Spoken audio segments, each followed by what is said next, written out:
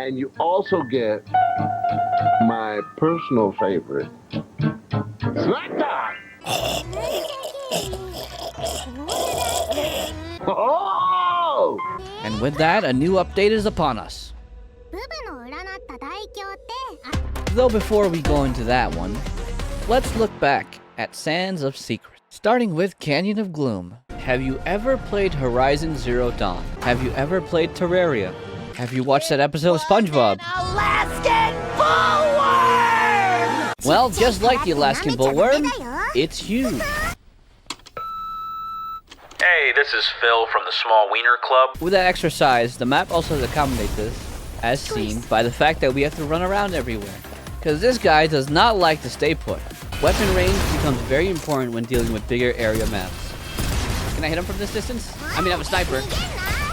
Just curious if this will actually work. Ah!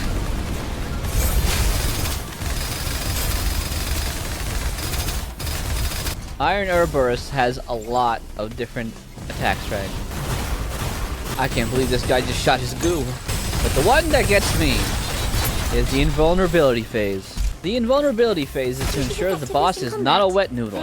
And you can get a basic understanding of how it feels to fight the boss without one on lower difficulties. So I understand why it just feels so long. From what I'm looking at, your wiener is massive. Torrent of Fire. Previously introduced in Skytopia, and in Sands of Secret, it looks a bit different. If I was to hazard a guess why, it was probably the streamlined matchmaking. What's easier, 4 choices or just 2? The game modes on offer do differ, where in this update, we got Escort the Payload, Protect the Hostages, Fight hordes of enemies, and my favorite, fight 2 bosses at once. I would have loved it if we could have them fight each other too. I think one of the biggest positives for Torrent of Fire is showing off the new maps. Because of how vibrant they look, the texture work just looks nice. And snowbreaking textures, they go way back. There are other maps than Sands of Secrets in this game mode, including Azure Paradise, Gradient of Soul, Ballad of Chaos. I can't be 100% sure if this is all the map rotation, because the game modes change every hour, which also helps break up repetition. To what degree? That'll really depend, because at the end of the day, this game's all about shooting and gooning. A true connoisseur. Now that's a parting gift right there. Yeah. I can finally use an edit I've been saving. I wanna take you to a gay bar! This all makes sense if you know the Reddit post I'm referencing. Gay bar! Then we go to Sandstone Storm. What a name. But basically, it's a wave battle. Just gotta click heads, right? How hard can that be? Basically, in week 1 and week 2, we have the bonus tactics change. Week 1 is more suited for Frida Turbo, while week 2 is more suited for Life Infinite Sight. I also wanted to compare this to Skytopia's bonus tactics, where life was first introduced, and I can only find one change, which was kinetic damage. The map is more of a stationary map, which makes sense considering we're playing with a sniper character. It's so hard to multitask, but we can do it. We can do this. I told you she's a technical character. I missed. Shit, I missed again. Not that time. They have a crit spot somewhere. That's right. How the heck am I supposed to do that with Frida? And... would you look at that? It's possible. Other than that, there was really no drastic change between week 1 and week 2. Alright, defense line 0. From the outside looking in, it looks pretty similar, doesn't it? Same class type, same final boss enemy, same sniper locations. This time they worked more on changing how the shooter and the gatherer class work. Meanwhile, they didn't really touch the attacker class. Because DPS is DPS. Math is math. Okay, Math Dad. is math. The Gatherer has one particular job now, and that is to find the cube. As a child, I yearned for the cube. Depending on who you use, you might have a good or bad time. In my experience, Sirius was made for this. At the end of each round, you get about 400 cubes, With a Gatherer, you can get more than that, making them very important to the entire team composition. Because without them, your economy is in shambles. Well, there's only 2 people on this team, and both of us are DPS, so, this is gonna take a while. Eventually. 4 minutes. Now, why would a Gatherer have been important in that situation? Well, because you have to now pay for turn bullets.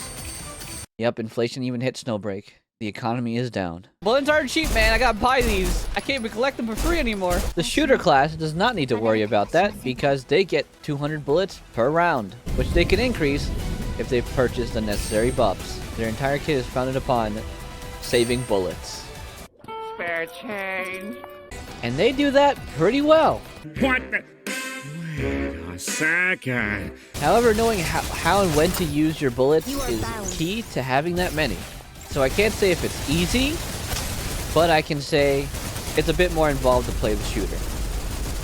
And after all that, I didn't even get Frontline War God.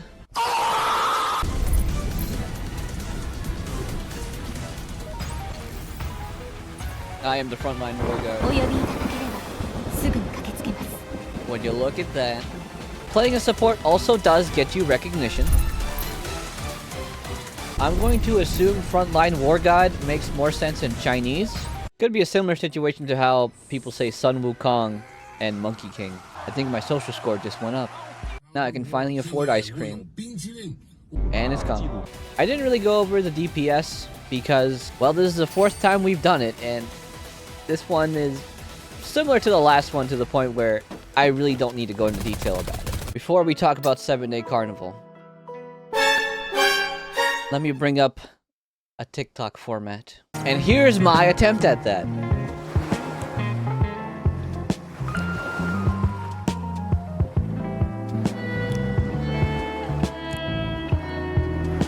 Sometimes my genius is...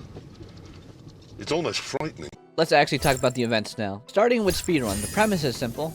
You go from point A to point B as fast as possible. A way to get there faster is by picking up orbs to gain speed. The level does introduce obstacles, but they're fairly easy to dodge. And that's about it. You do this twice.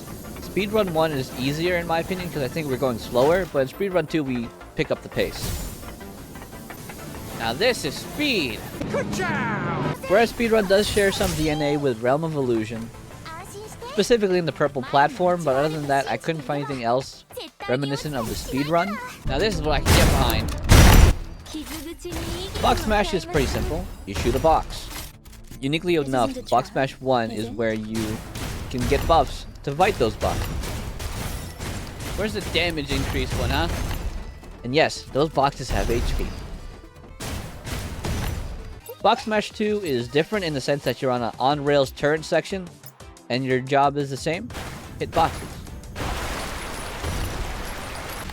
Turret sweep. Basically, you kill enemies with a turret. Still got a minute left. I've never button mashed so hard in my life.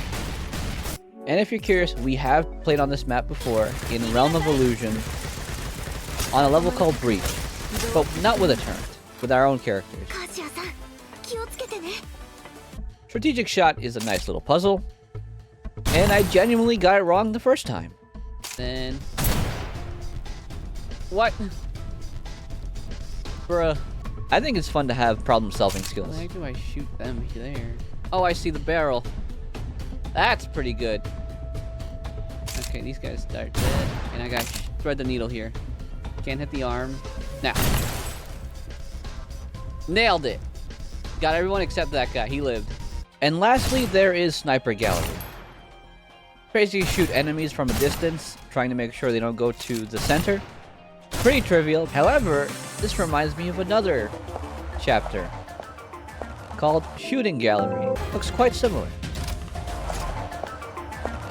Last and certainly least, we have Spectral Fantasies.